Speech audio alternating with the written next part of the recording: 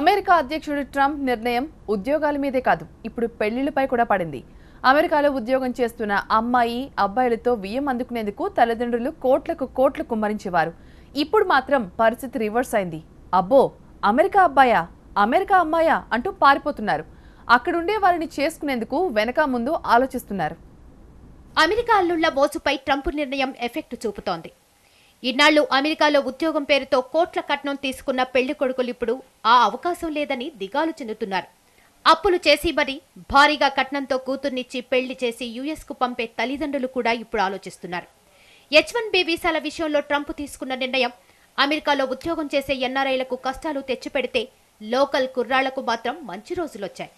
ఉద్యోగాల పేరుతో H-1B visa తీసుకొని ఇండియా నుంచి అమెరికా వెళ్లే తెలుగు కుర్రాళ్లకు యమ డిమాండ్ ఉండేది. ఎన్ఆర్ఐ అయితే చాలు, అప్పులు చేసి మరి కోట్ల కట్నం ఇచ్చి పెళ్లిళ్లు చేసేవారు అమ్మాయిల తల్లిదండ్రులు.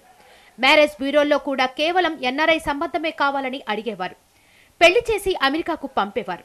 ఇలా అందరూ అమెరికా సంబంధాలే చూసుకోవడంతో ఇక్కడ మంచి సంబంధం, ఆస్తి ఉండి కూడా పిల్ల దొరక్క లోకల్ కుర్రాళ్లు పెళ్లి కాని ప్రసాదులుగా మిగిలిపోయారు. చదువు కోసం అమెరికా వెళ్లి ఓపీటీ వీసా తీసుకొని అక్కడే చదువు, ఆ తర్వాత ఉద్యోగం సంపాదించి ఎన్ఆర్ఐ కోటాలో పెళ్లి చేసుకునేవారు. అయితే H-1B వీసా, ఓపీటీ విషయంలో ట్రంప్ కఠిన నిర్ణయాలు తీసుకోవడంతో కొత్త సమస్యలొచ్చాయి. అమెరికాలో ఉన్న వాళ్లను ట్రంప్ ఇండియా పంపేస్తాడని, ఇకపై వీసా నిబంధనలతో అమెరికా వెళ్లే అవకాశం ఉండదన్న కారణంతో అమ్మాయిల తల్లిదండ్రులు ఇప్పుడు మ్యారేజ్ బ్యూరోల్లో ఎన్ఆర్ఐ సంబంధాలు అడగడం మానేశారు. దీంతో అమెరికా కుర్రాళ్లకు డిమాండ్ తగ్గిందంటున్నారు మ్యారేజ్ బ్యూరో నిర్వాహకులు. ముందు ఇక్కడ ఉన్న మగపిల్లలకి ఏదో బీటెక్ చేసి లేకపోతే డిగ్రీ చేసిన మగపిల్లలు 30 సంవత్సరాలు, 37 ఏళ్ళు, 38 ఏళ్ళు అట వయసు వచ్చిన మగపిల్లలు పెళ్ళి అవుతుంది, చాలా ఇబ్బందిగా ఉంది.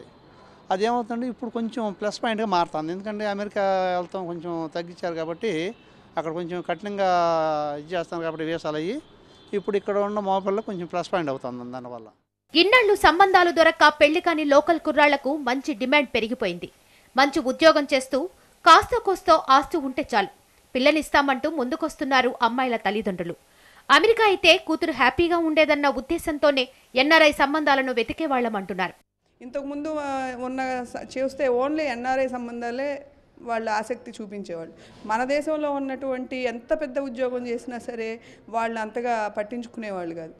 అదే ఇప్పుడు చూస్తుంటే ఇప్పుడు అమ్మో అక్కడికి వెళ్ళిపోతే మళ్ళీ మన అమ్మాయి ఆ ట్రంప్ తీసుకునేటువంటి నిర్ణయాలు అసలే పిచ్చోడు, ఎప్పుడు ఏం తీసుకుంటాడో తెలియదు.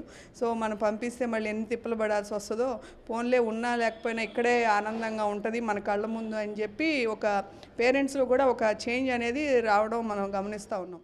ఇక ట్రంప్ తీసుకున్న నిర్ణయం మంచిదేనంటున్నారు ఇక్కడ తెలుగు అమ్మాయిలు. తల్లిదండ్రులకు దూరంగా ఎక్కడో అమెరికా వెళ్లి ఇబ్బందులు పడే బదులు ఇప్పుడు లోకల్ కుర్రాన్ని చేసుకొని సంతోషంగా ఉండొచ్చు అంటున్నారు.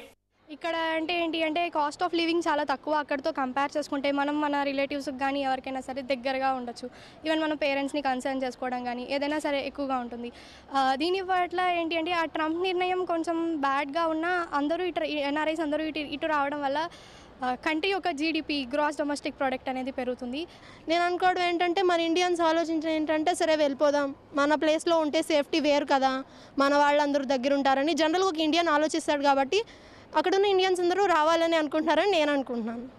మామూలుగానే ఇండియా అంటే ట్రెడిషనల్, ఇంకా చెప్పుకోవాల్సిన అవసరం లేదు. ఇంకా అందరికీ ఖచ్చితంగా ఇది ఒక అవకాశం ఉంటుంది. ఖచ్చితంగా ఇండియాకి ఇది బెస్ట్.